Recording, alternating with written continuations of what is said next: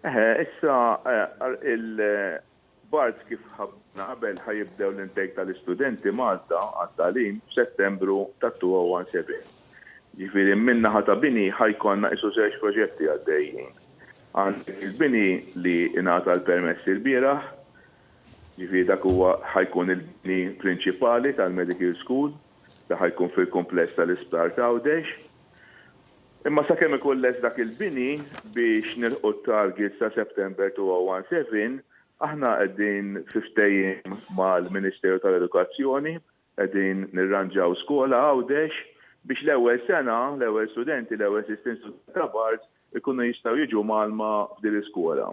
Dik ħadd tkun lesta intejn biex tilqa' l-istudenti f'Settembru. Ġifieri qed nitkellmu fuq żmien relattivament qasir, Mario x'hekk? Fuq il-bini tal-iskola di t-tikswam ta' Għawdex m'hemmx ħafna xogħol, ġifieri aktar xogħol naqra tar-ranġar u ta' upgrading.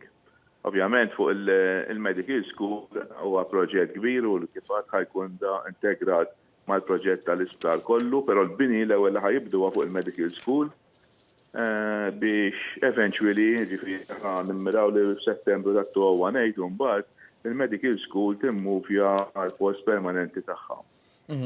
Iż-żewġ korsijiet huma wkoll replika ta' dawk offruti f'Barts f'Londra, ġifieri fih dan l-Università ta' Queen Mary.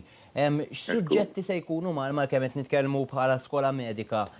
Forsi nistgħu nitlu iktar fid-dettall Mario tal-im se jkunu dawk is-suġġetti mal. Apparti s-suġġetti jiena li xtaqt inżid ukoll għaliex il-bini u ovvjament huwa importanti. Però ma Barts qed isir ħafna xogħol ukoll li ma jidirx. Anki ħafna xogħol ma' istituzzjonijiet lokali. Per eżempju, aħna mal-Università ta' Malta qegħdin naħdmu close ħafna. Ifi aħna nixtiequ li l-Università ta' Barts u l-Università ta' Malta jikkollaboraw flimkien. Qed ngħid ikomplu għax diġà bdejna programmi ta' riċerka li qed isiru bejn Queen Mary u l-Fakultà tal-Mediċina Malta, diġà saru numru ta' attivitajiet f'dan ir-rigward.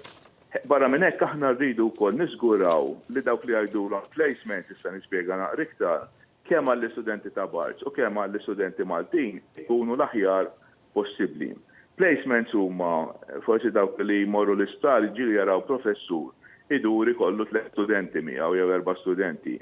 U dawk għandek id-diversi suġġetti li jitgħallmu l-istudenti, pereżempju min ikun fuq dermatology, min ikun fuq problemi tal-istonku, min ikun fuq problemi ta' mediċina u hekk.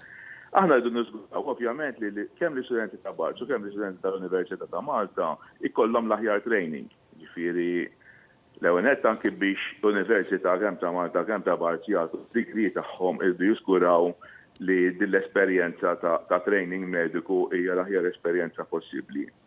Issa, ovvjament, l-isptar il-faċilitajiet ħajjikbru bl-investiment privat ta' Vitis kemm l-isptar ta' Għawdex u kemm St. Luke's u Keren Grek l-opportunitajiet ta' training ħajikbru.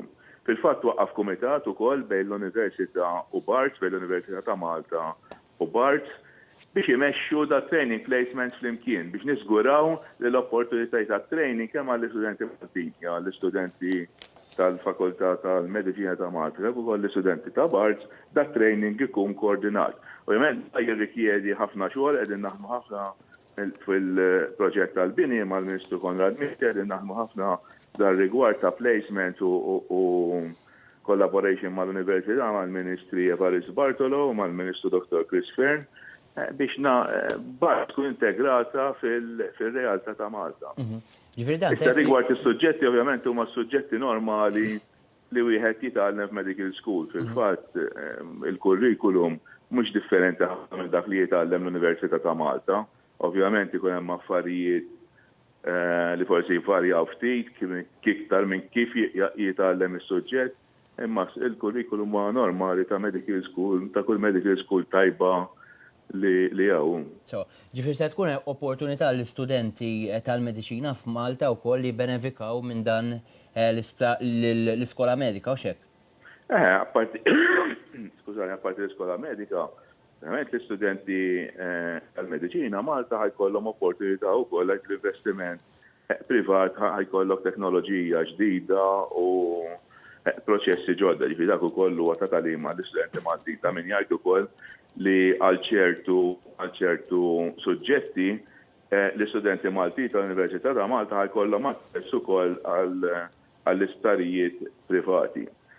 Ġifieri dan huwa opportunità aħna li nixtiequ wkoll apparti li jintegraw u jikkollaboraw flimkien l-Università ta' Malta u eventualment nixtiequ li anke l-istudenti, ġifieri l-istudenti iktar ma jersqu lejn xulxin u jkollhom skambji bejniethom fuq idejat u fuq proġetti li jistgħu jagħmlu flimkien, eventualment anke forsi degrees li jistgħu joffru Queen Mary u l-Università ta' Malta, speċjalment fuq il-livell ta' postgraduate, naħseb da jkunu kollha opportunitajiet għall-istudenti Maltin, ovvjament aħna għandna medical school ta' tradizzjoni kbira Malta, ġifieri this could be another way forward kif aħna ntejbu anki iktar il-livell ta' edukazzjoni fil-settur mediku Malta.